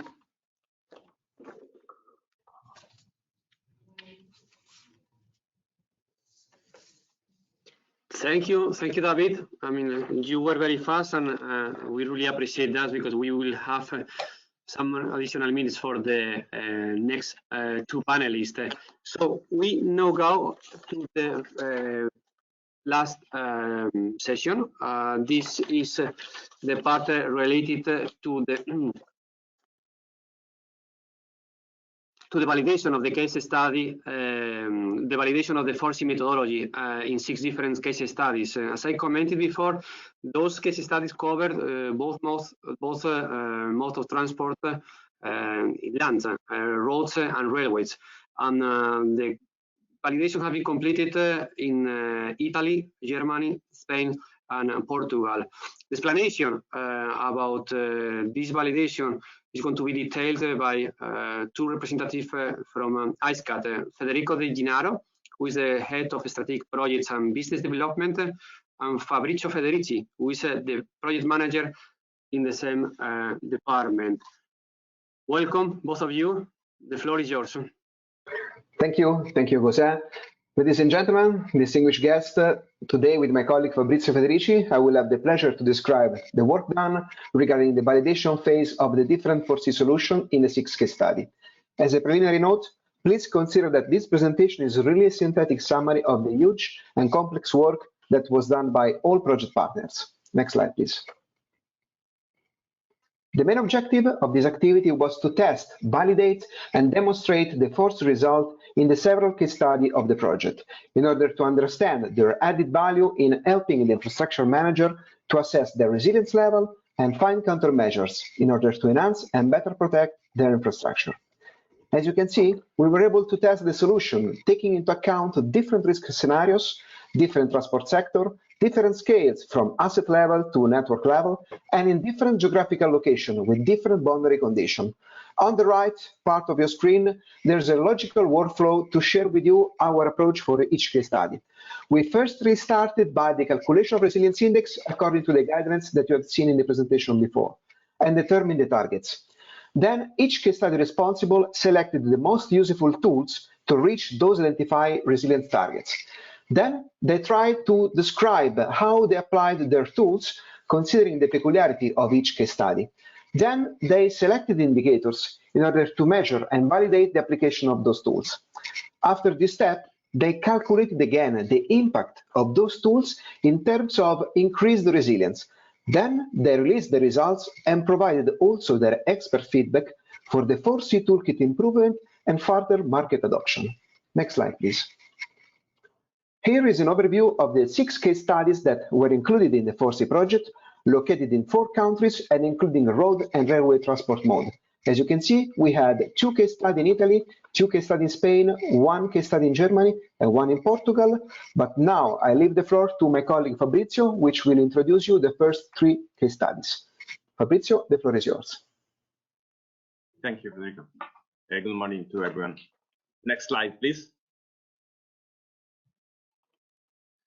So the first case study, the A24 is a toll highway managed by Strada dei Parchi. It connects the center part of Italy from over to east, linking a very complex urban environment like Rome to the Adriatic Sea, crossing the mountain Apennini.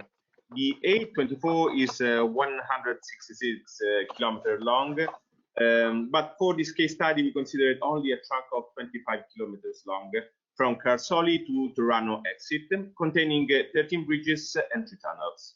Next slide, please.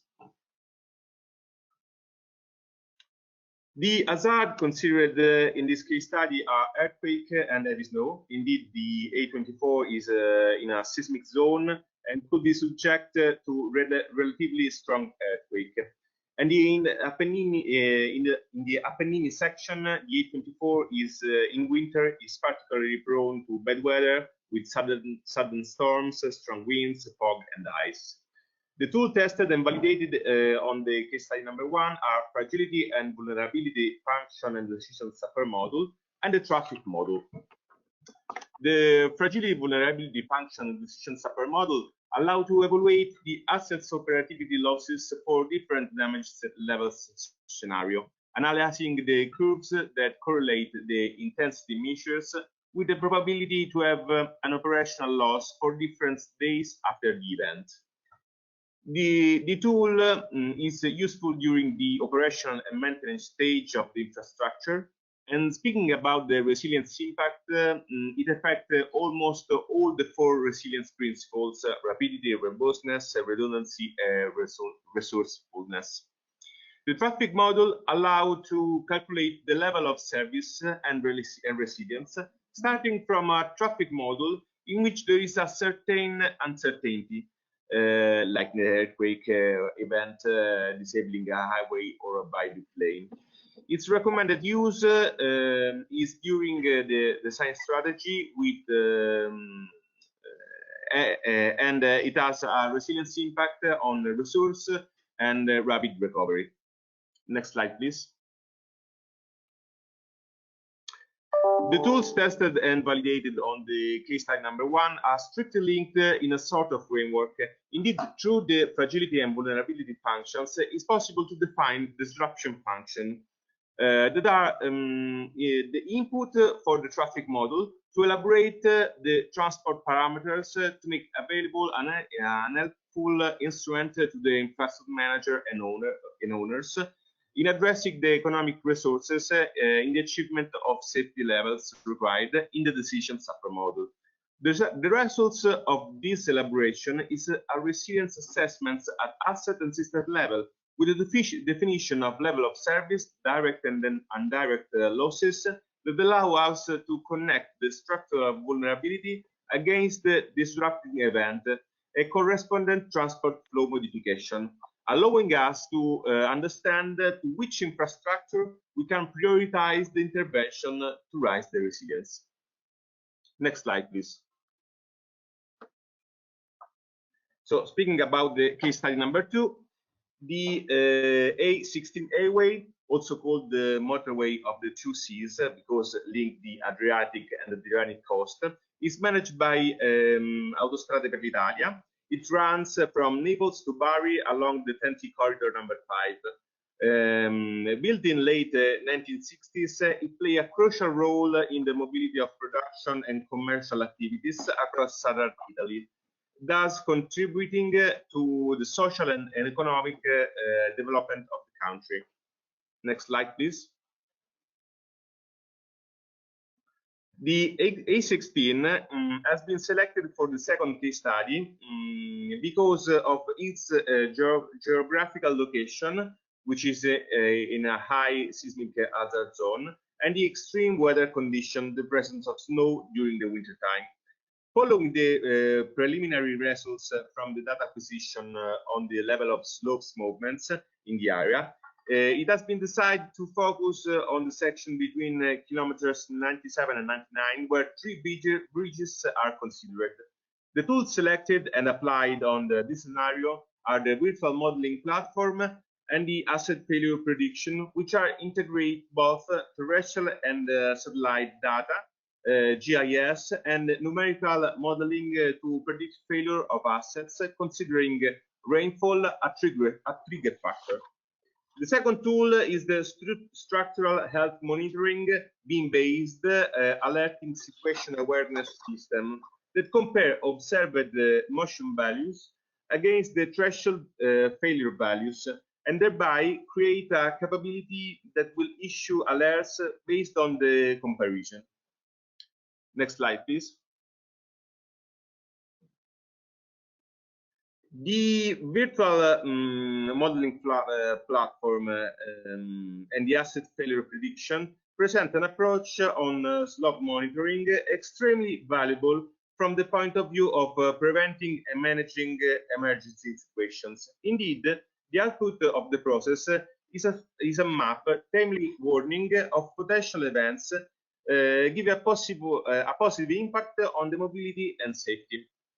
The SHM beam-based alerting allow a smoother management of emergency situation thanks to a better timely alerts, and of course the beam model of the infrastructure as a whole, comprising different structures with totally different behavior and stiffness, is an added value to keep under control the entire infrastructure and its elements, allowing to keep under control different parameters and the sources of information. The overall valuable benefits that those tools can bring are an optimized use of economic resources, the increase of efficiency in maintenance interventions, the reduced impact of traffic flow due to the reduction in number of subsequent interventions, and the reduced impact on mobility for emergency situations. Next slide, please. So the case study number 3 is the Highway 867. It's a dual carriageway land route, which is part of the radial system of the motorways of Spain, owned by the Ministry of Development of the Government of Spain, which connects the port of Santander with Madrid. Its route runs through the Cantabria mountain range with specific risks. Next slide, please. This case study focuses on the risks of strong winds and snowfall on a section of the 867 motorway to evaluate through the FORESEE tools the different phases of the life cycle of the project, comparing its use with current tools. The tools applied and validated on this case study are risk mapping and the governance module. Through the risk mapping tool, hazard maps and risk maps of the infrastructure area are used to identify the risks prioritization to reach a more accurate and local scale quantification. About wind and snowfall, it's useful during the evaluation and decision phase. The governance module instead identifies the most suitable solution in an objective and transparent way, applying a multi-criteria analysis on the data acquired using indicators and weight to represent the governance management. Its main utility is in the design and construction phase. It allows to make the design decision to mitigate specific infrastructure hazards, but it could be useful also for controlling the effectiveness of maintenance plans. Next slide, please. The risk mapping tools allow to have a better vision to intervene in the mitigation of these hazards in a more precise way, minimizing cost and improving the safety of the infrastructure. Regarding the day-to-day business, it's reasonable to determine a reduction of 80% in terms of planning time and maintenance costs, going from corrective to proactive interventions. This governance tool helps in the decision-making of infrastructure manager, providing a faster decision-making and taking complex decisions based on a holistic approaches impossible to handle easily. The governance model identified the most suitable solution in an objective and transparent way, considering those aspects defined by the governance strategy of the infrastructure in a strategic level, allowing a time and cost saving since the decision process were automated. Then we will pass to the case study number 4, and I leave the floor to Federico. Thank you, Fabrizio. Case study number 4 focuses on flooding hazards on railway tracks. These include rising tides of rivers caused by heavy rainfall in the catchment area. Therefore, the German railway track between Oebisfelde and Berlin-Spandau was chosen, which is part of the high-speed railway from Hanover to Berlin. The approximately 150 kilometers long track section is built as ballastless track with a maximum speed up to 250 kilometers per hour. The track is part of the service area of the Deutsche Bahn. And in 2011, about 170 traffic and freight trains with approximately 10,000 passengers per day were on the track. The railway infrastructure has many bridges crossing the River Elbe and several smaller rivers. Next, please. The main investigation topic was the flooding impact on railway operation in combination with maintenance and contingency plans.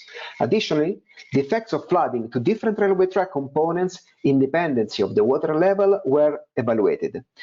Due to the former flooding events, there are a lot of data available regarding risk and damages caused by flooding. As a result of the Elbe flood in June 2013, the Emmerton Bridge and approximately 5-kilometer long track section near Schönhausen were closed due to flooding.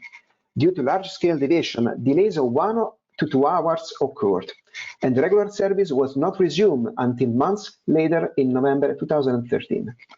The available data and the impact as an extreme event of this flood were used for validation purposes and as a benchmark for the evaluation of the FORESEE tools. And among the different tools that were used in this case study, we focused on this presentation, showing you the main outcome deriving from the application of the bridge flooding model and the command and control center. Next slide, please. As a result of climatic changes, previously selected design flood levels often no longer fulfill today's requirements. So the target of the bridge flooding model was to identify which damage is associated to which water level in order to develop countermeasures which can reduce the probability or the intensity of the damage in the event of flooding.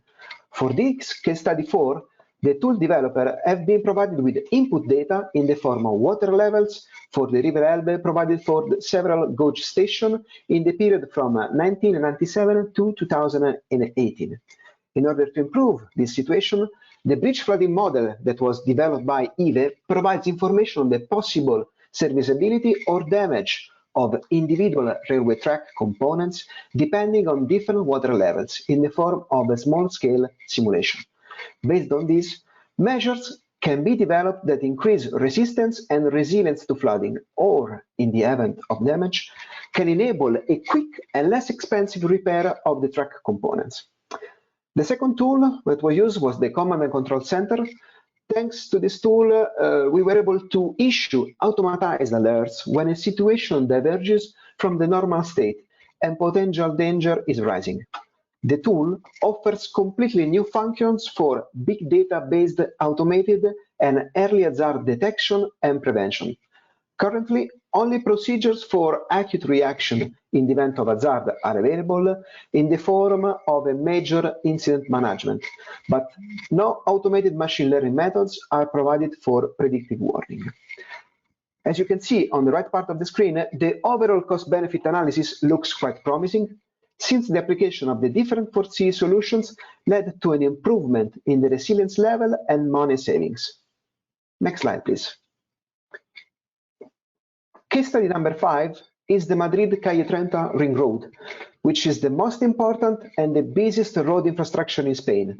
Please consider that 1.5 million vehicles per day use the Calle Trenta, of which 200,000 vehicles per day make a full journey that covers the use of all tunnels, 48 kilometers in total.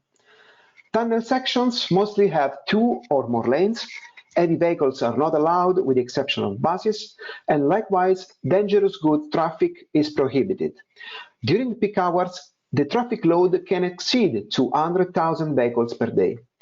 Consider that there is a main control center, as well as the possibility of managing the infrastructure from a secondary traffic control center in case of emergency. This secondary center does not have the operational management capacity of the main control center, among other reasons because it has only one permanent operator until the emergency plan is activated. The availability of traffic for Calle 30 is critical, since the closure of the road would have a major impact, not only in Madrid, but also on a national level. Next slide, please. 3 different scenarios for 3 different hazards have been studied specifically in the section of the tunnels that are located in the southwest part of the M30 ring road. It is important to know that Madrid Calle 30 ring road has not only tunnels, but also has connection galleries with the exterior part, connection with other infrastructures, and emergency galleries. Having one main control center means that happening a serious damage at one point of Madrid Calle 30 ring road will affect in one way or another on the rest of the connected parts. It is important to note that there has not been any cyber attack event on the M30 during the whole life cycle of the infrastructure management. However, these kind of events are getting more popular, and we consider of a vital importance to take them into account. Then another tool that was applied, the University of Cantabria came up with a novel methodology for improving the estimation of return periods of flooding events. This innovative procedure aims to provide a better understanding of the true magnitude of disruptive flood events. Another hazard that has been analyzed and studied for the M30 ring road case scenario is the fire, and some fire dynamic simulation have been performed in this pilot. Next slide, please. Here you can see some very few results, a snapshot of the result of the validation of the tools. The cyber attack assessment was able to provide information on the impact that can be caused by a cyber attack on the Madrid Calle 30 control systems and the associated response. On that respect, a socioeconomic analysis, impact on traffic, and alternative routes following the interruption of service due to a cyber attack was studied, following by an evaluation and implementation of countermeasures against the risk of cyber attack on the control center of the Calle 30 infrastructure. Then the flooding methodology application led to require, of course, more computer resources and computational time than methodologies based on the design storm. However, we were able to deploy an accurate and detailed flood study, and a sizing with adequate flow rates can avoid serious effects on the population during flooding episodes. And also, the application of the traffic module was able to identify specific scenarios based on specific hazards, generating a potential solution in case of emergency. And as you can see, again, in this case study, the impact in terms of cost-benefit analysis was positive. As for selecting indicators, the cost bring an additional level of resilience that can lead to positive impact on the infrastructure. Next slide, please. The last case study, the number 6, is the 25 Abril bridge, which is a suspension bridge connecting the city of Lisbon to the city of Almada and the south of country. It was opened in the 1966, and the upper deck carries 6 car lanes, while the lower deck carries a double electrified track railway. And so it's a multimodal bridge, which is used by over 100 million people per year. And this structure has a socioeconomic role at a local, regional, and a national level. Next slide, please.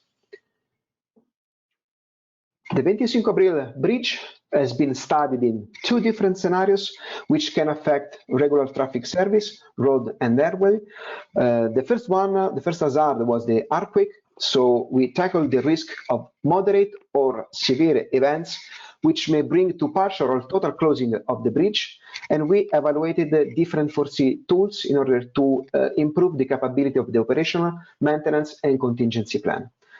The second scenario was the simulation of an accident with a special focus on the management of people during and after the event.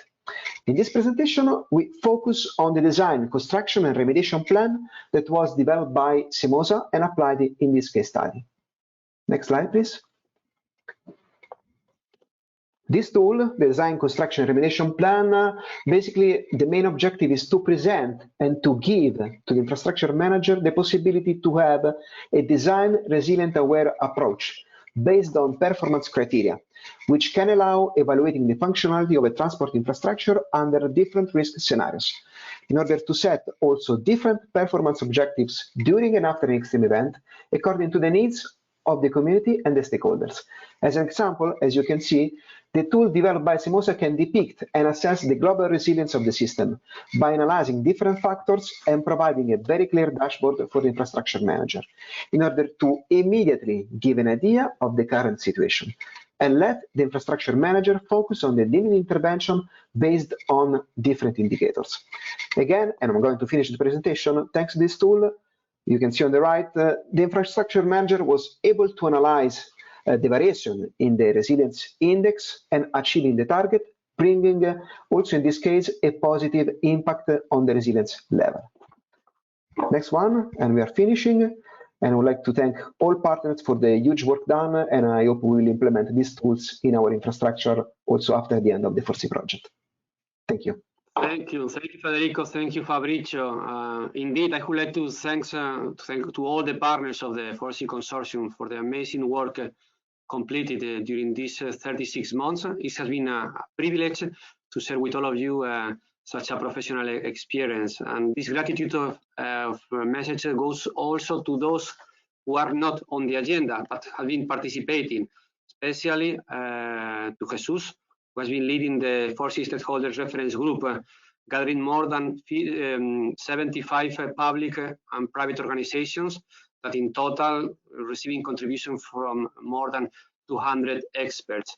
But the journey has just started, and the next step will be the market deployment of the results by the authorities, by the managers, by the operators of both and railways infrastructure. So to get a direct opinion from them, the coming roundtable will clarify some elements on how the methodology can be integrated in the future asset management plan.